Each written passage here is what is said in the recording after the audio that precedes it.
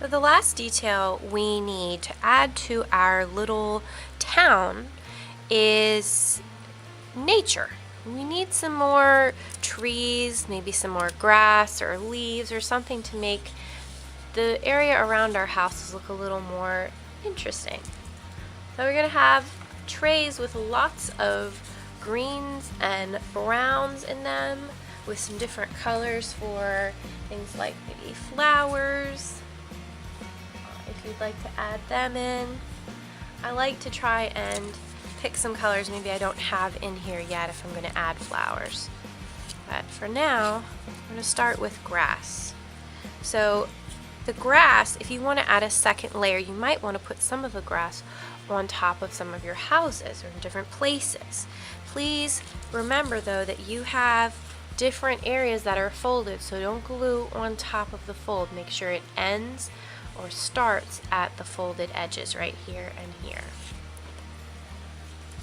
So this grass, this is a really big piece. If I do that, that's like almost as big as the other grass. I really could use something smaller and skinnier. Now in my box, I actually have one that's smaller and skinnier like this. That would work a lot better and I would use that instead. But let's say in your box you don't have any that size. You can cut the grass down smaller. Don't cut it in chunks though. Cut straight lines. So another person maybe could use another strip as grass or a bush or something for a tree. Now this is really long, and if I started at the fold, that's going to go straight up to the door. I don't think I want it that long, so I'm going to make a cut up. And again, that could be used for something else. When I'm cutting grass, remember, should I cut it all the way off? No, I want to go halfway in. So I'm just making sure the tips of my scissors are in the middle of the paper and I am squeezing my scissors shut. Now I have some more grass. When I glue it, I really don't need to put glue all the way up at the top, just on the bottom half. And that way, when I put my grass down, ooh, I don't want to see that. There. I can kind of pull the fringe up a little bit. So it looks like there's more texture in my picture. I might put a couple pieces of grass here and there. Now I think this is a good spot for a tree. I'm going to look for some brown in my tray. This is really thick. I don't think I want my trunk to be quite this thick. I could always use a thinner piece if I can find it, like this one. This one is much thinner. Or I could do the same thing that I did with the grass.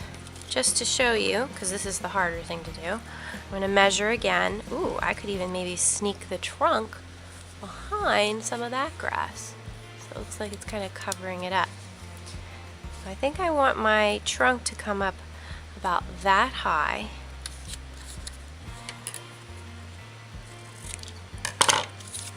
Now, I can't put my tree trunk way up here because all these little pieces, the tree is just going to fall right off. We need to make sure that anything we glue is about halfway or so high.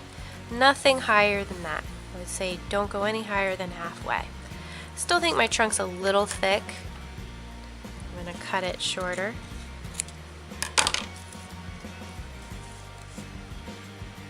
Yeah, that's better. Alright. And then using my finger, I'll mark how much needs glue, just this part. So everything below my finger doesn't need glue, and it'll just stick to the table. We don't want that.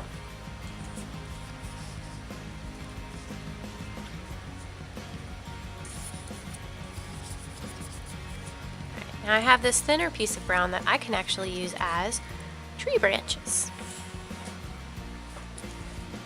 Now this is a really long tree branch, so I'm probably going to cut that in half too. Now for something that small, I'm also just going to wipe the edge in the glue stick.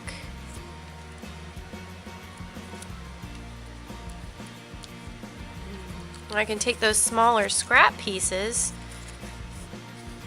and hold them up, see if I can get some nice free leaves out of that. Now for this, you may need a pencil. So you have to pay very close attention when you get to the gluing stage that you don't make the pencil visible. No one should see your pencil lines later. Notice that I am moving my paper around, not really my scissors. My scissors continue to point away from me, and I'm just opening and closing them very slowly as I turn my paper.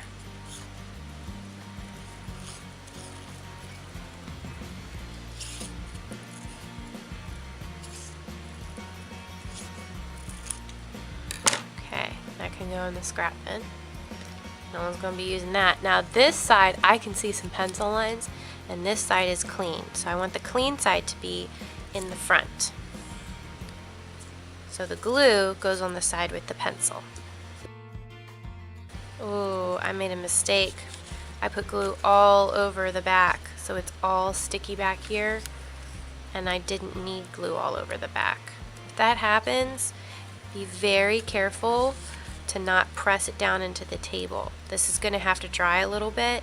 I just kind of lifted my paper up. I think I want a little leaf area over there too. It can overlap.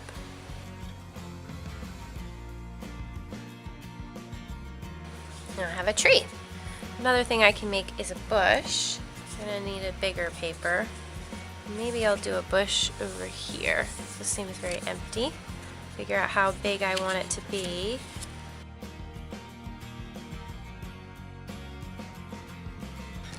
I think I want some more grass right here.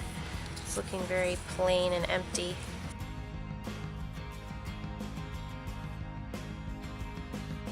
So the other things I can do, make some flowers.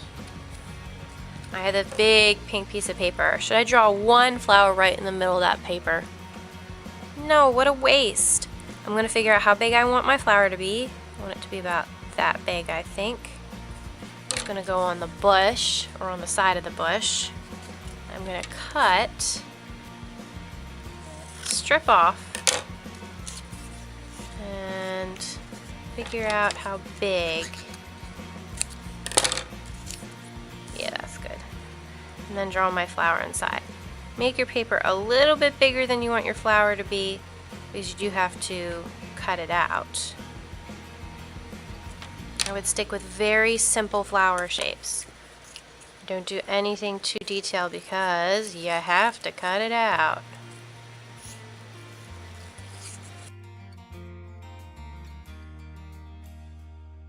Make sure I'm putting glue on the side where the pencil lines are. Now I need some leaves over here, some different leaves. I have a lot of green on green, which is getting really hard to see. So I'm going to use some light green for the leaves. And this is a really big piece of paper. I do not need a paper this big.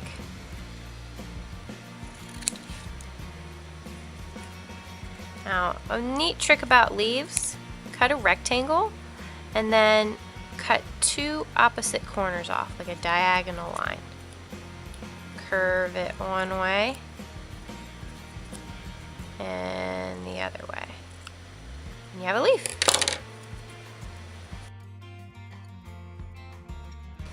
Kind of want something over here. Maybe I'll do a flower, just a flower over there. I'm not going to worry about putting a stem on my flower because it would just be more green. That would be hard to see. But I will put some leaves.